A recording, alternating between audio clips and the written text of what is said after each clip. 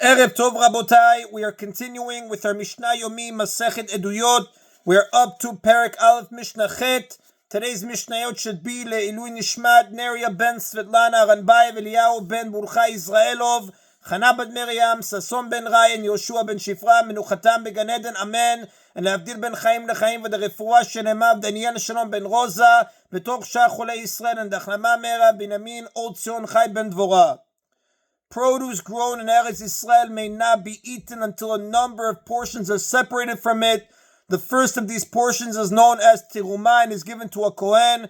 Tirumah must be kept tahor, and therefore a tameh person may not touch it. In addition, the rabbis decreed that as an extra precaution, even a person who is tahor must wash his hands before touching tirumah.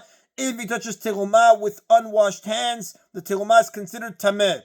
This Mishnah, which also appears in Maaser Sheni, chapter 2, Mishnah 4, cites a dispute about whether this requirement applies even to vetch, a plant used mainly as animal feed, from which tirumah must be taken only by rabbinic law. Generally, tirumah is to be separated only from foods that are eaten by people. Vetch, which is a bean-like plant, is used mainly for animal food, and therefore separating tirumah from it should not really be required. However, since people eat vetch in times of need, such as during a famine, the rabbis ordered that tirumah be separated from it. Since it is not usually eaten by people, though, it does not have the same stringencies as regular tirumah, as the Mishnah explains. Although ordinary tirumah may not be fed to animals, vetch tirumah may be fed to the animal of a kohen, as it says in Tirumot, chapter 11, Mishnah 9, with the commentary of the Rav.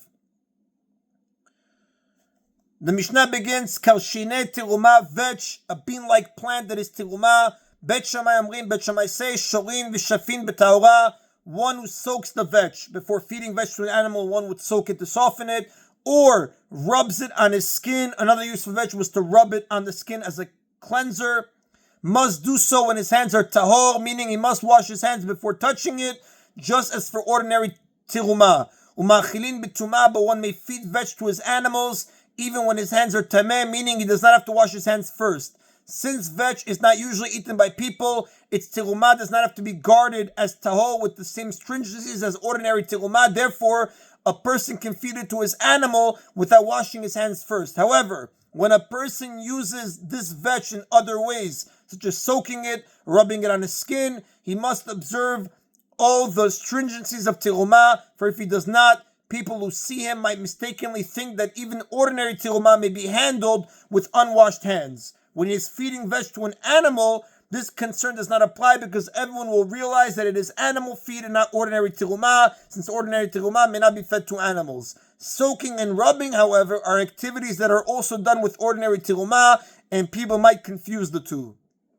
The next two opinions involve a basic rule of tumah, that food can become tameh only if it has been prepared by becoming wet with one of the 7 specific liquids, one of which is water. The Mishnah cites Bet Dinan's opinion. Bet Dinan say, Shorin b'taorah, a person must soak vetch that is tirumah when his hands are tahor, meaning he must wash them first. V'shafin u'machilin b'tumah, but he may rub his skin with vetch or feed it to his animals, even if his hands are tameh. He does not have to wash them first. A person may use vetch without washing his hands unless he is soaking it, because soaking vetch with unwashed hands causes 2 things at once. It prepares the vetch to become tameh by wetting it, and it makes the vetch tameh by bringing it into contact with unwashed hands. The rabbis wanted people to remember that although tirumah taken from vetch has more lenient laws than ordinary tirumah, it is nevertheless tirumah. Therefore, they forbade using it in a way that prepares it for tumah and makes it tameh at the same time, namely soaking it with unwashed hands. Shammai says, a person does not have to wash his hands before handling vetch, ye'achlu tzarid, but the vetch should be fed to animals only when it is dry. A person may not use vetch in any way that is obvious that he is making it tameh, since produce can become tameh once it is wet. If a person uses wet vetch with unwashed hands, it will be clear that he is making it tameh. This is forbidden. If the vetch is dry, though, it is not obvious that he is making it tameh, and the rabbis do not require him to wash his hands in such a case. The vetch will still become tameh if it had once become wet. However, someone who sees a person using dry vetch does not know whether it has ever been wet. Since it is not obvious that he is making the vetch tameh, he does not have to wash his hands first. A final opinion Rabbi Akiva says, Kol ma'asem b'tumah, a person may do all activities involving vetch when his hands are tameh. The rabbis made no decrees about this. And the Rav tells us that halacha follows the opinion of Bet Hillel, that a person must soak vetch, that is tirumah, when his hands are tahor, but he may rub his skin with vetch or feed it to his animals, even if his hands are tameh. And that is then of Mishnah Chet. The next two Mishnayot discuss Maaser Sheni, another of the portions that is separated from produce that grows in Eretz Yisrael. Maaser Sheni must be brought to Jerusalem and eaten there. If it is too difficult for a person to bring all the Maaser Sheni to Jerusalem, he can transfer its sanctity to money. For example, if he has Maaser Sheni worth a selah, he transfers its sanctity to a selah coin. He then brings that coin to Jerusalem and uses it to buy food to eat there. This Mishnah, Mishnah Tet, which also appears in Maaser Sheni, chapter 2, Mishnah 8, discusses a person who transferred his Maaser Sheni to small coins and now wants to transfer the sanctity from those coins to other larger coins. To understand the next two Mishnayot, it is useful to know certain denominations of money. The smallest coin is the copper peruta. 192 perutas equal 1 dinar. 1 shekel equals 2 dinars. 1 sel equals 2 shekels or 4 dinars. Haporet selam me'od maaser sheni, someone who wants to exchange many copper coins of maaser sheni for a silver selah coin. As he accumulated maaser sheni, he transferred sanctity to small copper coins one at a time. To make it easier to bring to Jerusalem, he wants to transfer the sanctity from the small coins to one large silver coin. Bet Shammai Amrim, Bet Shammai say, Bechol ha-selah ma'ot, he may exchange all the copper coins, the value of an entire selah, for a silver selah. Ubet Hillel Omrim, but Bet Hillel say, B'shekel kesef u'shekel ma'ot, he may exchange half of the copper coins, meaning the value of a shekel is worth half a selah, for a silver shekel coin, but the other half of the copper coins, which are also worth a shekel, must be kept as copper coins for the following reason.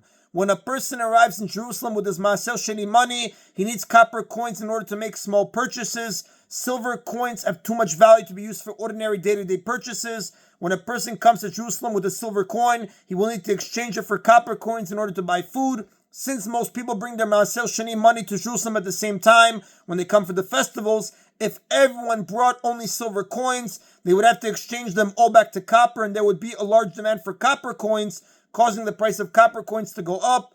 Bet Hillel therefore ruled that a person must keep half of his Maaser Sheni money in copper coins to ensure that there will not be an overwhelming demand for copper in Jerusalem. If there is a high demand for copper coins, their price will go up, and a person will receive fewer copper coins for silver. Accordingly, he will be able to buy less food with his Maaser Sheni money. Since eating such food is a mitzvah, Bet Hillel want to make sure that the price of copper does not go up so that people can buy as much food as possible with their Maaser Sheni money. Another dispute about exchanging Maaser Sheni money.